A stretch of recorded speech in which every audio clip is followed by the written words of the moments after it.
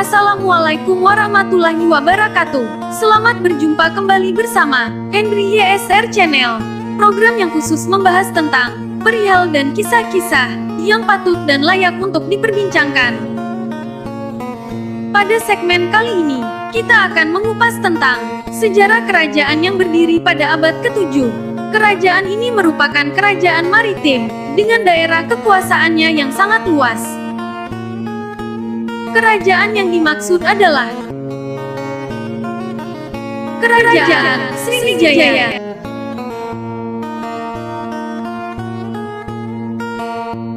Kerajaan Sriwijaya lahir pada abad ke-7 Masehi dengan pendirinya yang bernama Dapuntahyang Srijayanasa. Keterangan ini tertulis pada salah satu prasasti yang ditemukan di kota Kapur, Mendu Barat, Bangka. Kerajaan Sriwijaya merupakan sebuah kerajaan Buddha yang bercorak maritim, yang mengontrol perdagangan di jalur utama Selat Malaka. Kerajaan Sriwijaya ini menjadi simbol kebesaran Sumatera pada masa lampau. Prasasti Kedukan Bukit pada tahun 682 Masehi menyebutkan nama Dapuntahyang, dan Prasasti Talang Tua pada tahun 684 Masehi memperjelasnya menjadi Dapuntahyang Srijayanasa. Kedua prasasti ini adalah penjelasan tertua mengenai seseorang yang dianggap sebagai raja atau pemimpin Sriwijaya.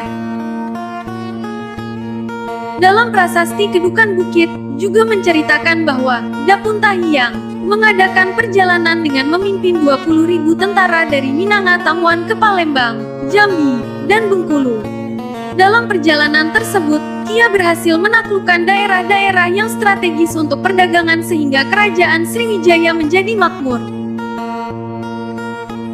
Berdasarkan prasasti kota, pada tahun 686 Masehi, di Pulau Bangka, Sriwijaya diperkirakan telah berhasil menguasai Sumatera bagian selatan, Bangka dan Belitung, bahkan sampai ke Lampung.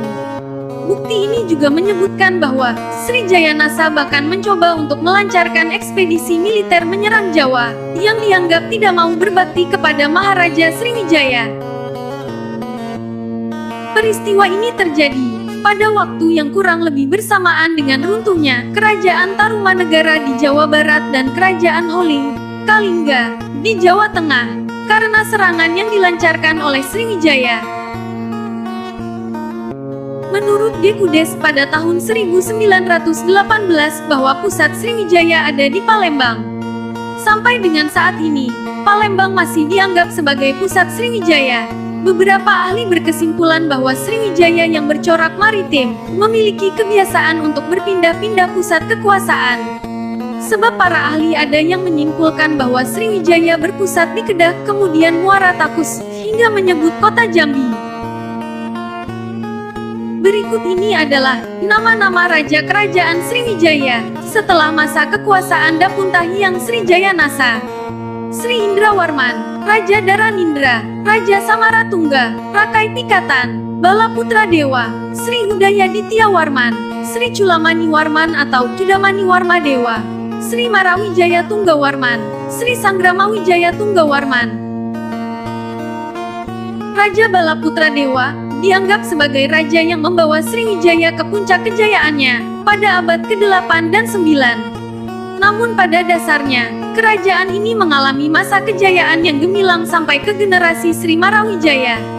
Hal ini disebabkan raja-raja setelah Sri Marawijaya sudah disibukkan dengan peperangan melawan Jawa pada tahun 922 dan tahun 1016 Masehi. Dilanjutkan dengan melawan kerajaan Kola India pada tahun 1017 hingga tahun 1025 Masehi, dan setelah itu, Raja Sri Sanggramawijaya berhasil ditawan. Pada masa kekuasaan Balaputra Dewa, sampai dengan Sri Marawijaya, kerajaan Sriwijaya menguasai Selat Malaka, yang merupakan jalur utama perdagangan antara India dan Cina. Mereka berhasil memperluas kekuasaannya hingga Jawa Barat, Kalimantan Barat, Bangka, Belitung, Malaysia, Singapura, dan Thailand Selatan. Untuk menjaga keamanan tersebut, Sriwijaya membangun armada laut yang kuat, sehingga kapal-kapal asing yang ingin berdagang ke Sriwijaya merasa aman dari gangguan perompak. Hingga lambat laun, Sriwijaya berkembang menjadi negara maritim yang kuat. Kebesaran kerajaan Sriwijaya mulai mengalami kemunduran sejak abad ke-11. Berawal dari serangan besar-besaran yang dilakukan oleh Raja Rajendra Koladewa dari Kerajaan Kola, yang berhasil menawan salah satu Raja Sriwijaya tersebut. Kemudian pada abad ke-13, salah satu kerajaan taklukan Sriwijaya, Kerajaan Malayu, berhasil dikuasai Singasari, kerajaan dari Jawa yang dipimpin oleh Kertanegara. Melalui ekspedisi Pamalayu, Kertanegara berhasil menjalin hubungan baik dengan Kerajaan Malayu. Sementara itu, Kerajaan Sriwijaya mulai lemah dan tidak bisa berbuat apa-apa untuk mencegah negara taklukannya menjalin hubungan dengan negara saingan di Jawa. Hingga kelemahan ini dimanfaatkan oleh Kerajaan Sukodaya dari Thailand di bawah Raja Kam Heng. Wilayah Sriwijaya di semenanjung Malaysia berhasil direbut, sehingga Selat Malaka bisa dikontrol oleh Kerajaan Sukodaya. Akhir abad ke-14, Sriwijaya benar-benar runtuh akibat serangan Kerajaan Majapahit dari Jawa.